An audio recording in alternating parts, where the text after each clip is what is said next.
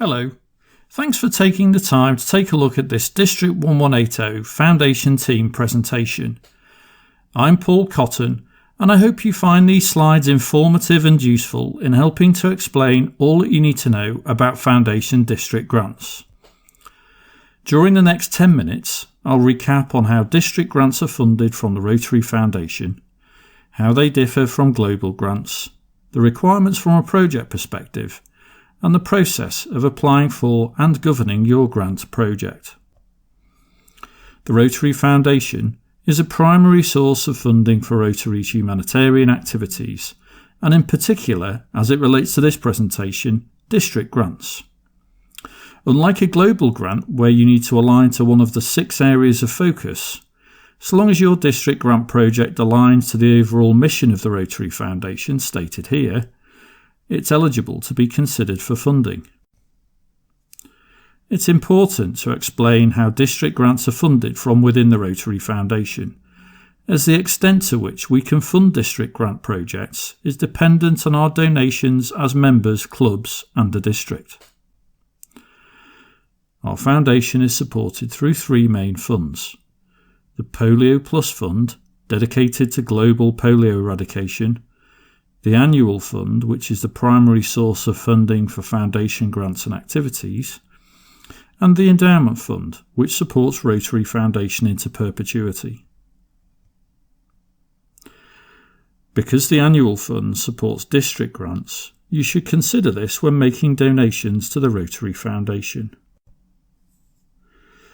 The Annual Fund supports local district grants and international global grants through something called the SHARE system, and I'll explain this a little further. Contributions are recognised at the individual donor and club level. You can find out the details of your club donations to Foundation, and specifically the Annual Fund, through the Rotary website. Please get in touch with the District Foundation team if you need further assistance to find this information. At the end of each Rotary year, contributions made to the Annual Fund by Rotarians and our clubs are totalled at a district level and then directed into 2 funds.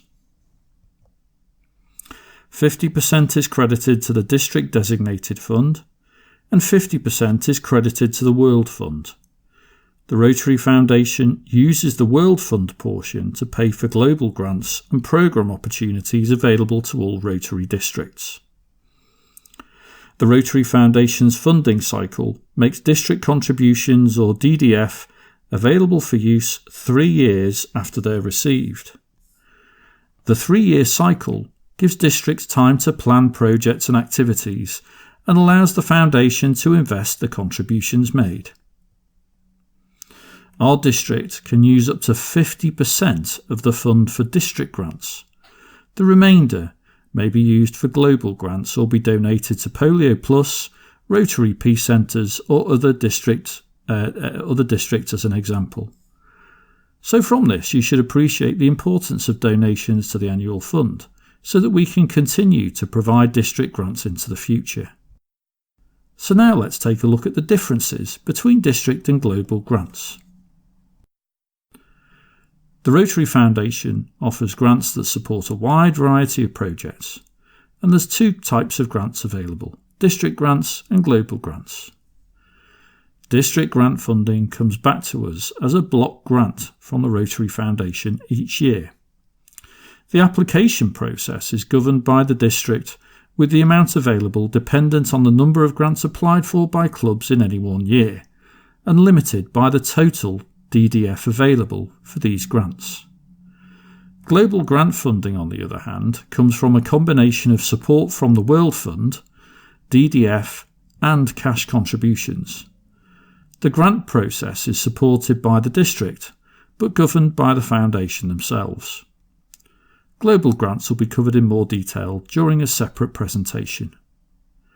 While there's no upper limit to the size of a project, district grant funding cannot exceed $1,000 in any Rotary year, and there are rules around excessive funding across multiple years for the same project. Global grants, in contrast, must attract a minimum funding level of $30,000. Eligibility guidelines for grants are set by Rotary International, with districts allowed to set their own additional parameters for district grants. There aren't many restrictions, so long as the project supports the mission of Rotary Foundation, which we've covered earlier. District grants can fund small-scale, short-term activities that can address the needs within local and overseas communities. District grant funding can support local service projects, international humanitarian projects, scholarships and vocational exchanges. So at this point, I just want to recap on 2 points already covered. Firstly, our district may use up to 50% of the available district designated fund in any 1 year for district grants. This is calculated based on the amount of DDF generated from a district's annual fund donations made 3 years ago. We aren't required to request the full amount available. Districts receive this funding as a lump sum and then distribute it to clubs aligned to the various district grant applications which have been approved. Now let's take a look at the requirements in more detail. As you will have seen on the previous slide, the upper limit for a district grant is $1,000. As a minimum, your club has to match the amount provided by the district grant, although your club can contribute more. As previously mentioned, so long as your project is aligned to the mission of Rotary Foundation, it can be considered. Technically, a club could use a district grant to fund scholars studying at any level, for example to help fund a young person to attend Riley. The other dependency is that Rotarians are actively involved in the project. And from a timing perspective, it's important to note that district grants are for projects which commence in the following Rotary year, commencing July the 1st. As an example for a district grant to support the shipping of school equipment and education materials to Africa, where the total cost of the project is $2,000, half would be funded by a district grant and the other half by the club. Okay, now let's take a look at how you apply for a district grant. Applying for a district grant is a two-step process. The first stage is to provide a brief initial outline of the project, so that the District Foundation team can consider your request. This should only take 15 minutes to complete. We now have a simplified form for district grants, which should make things somewhat easier for us all. This form can be printed and completed in the traditional way, or filled out on a computer, as it's actually an electronic form. In the first instance, you'll just have to complete section 1. It's difficult to see all of the information on the screen here. However, section 1 just requires a brief description of the project, estimated start and completion date, and estimated total project costs. You then need to email the form to the District Grants Subcommittee Chair.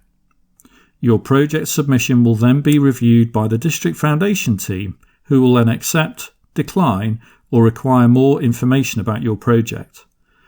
If successful, you would then need to complete a full application. The entire form should take no longer than an hour to complete. Given that you've already filled out the first part, this should be quite a bit easier. You need to provide details of club members involved, beneficiaries, project budget, and the use of any goods purchased with the grant, and how you intend to promote your project. Again, this can be completed on a computer, but the form will need to be printed, signed, and then emailed back to the District Grants Subcommittee Chair. Once approved, and when the district has received the funds from Rotary International, we'll send a cheque to your club treasurer. When the funds are received, you can commence your project. Please note that projects that have already commenced are not open for district grant funding. So we've been through the application phase and how payment is made. We now need to look at governance, specifically reporting. Reporting is a Rotary International requirement and a key component of proper stewardship and grant management. Reporting for district grants is straightforward and less involved than that of a global grant. Overall, district grant funded projects have to be completed within 24 months of being funded. Once complete, a report needs to be produced using the district grant reporting form, which we'll send through to you, which you can see on the screen here. accompanied by a copy of any receipts showing expenditure. If we do not receive a report for the project, this may prevent the district receiving further grants in the future. So just to recap, we've covered how district grants are funded by the Foundation, the specific requirements for projects to be considered, the application and governance process, and there's one last point to note. If your club wants to support the annual fund, which gives us the ability to support district grant projects, you need to make donations by completing the grant application form that you can see here. Please ensure that you tick the right box. The annual fund is the one at the top. Quite often, donations to the annual fund are overlooked, but this fund is the one which provides us with the ability to provide district grants and global grants. Thanks again for listening, and feel free to get in touch with the District Foundation team if you need any further information, and be sure to take a look at the other video presentations in this series. Thank you.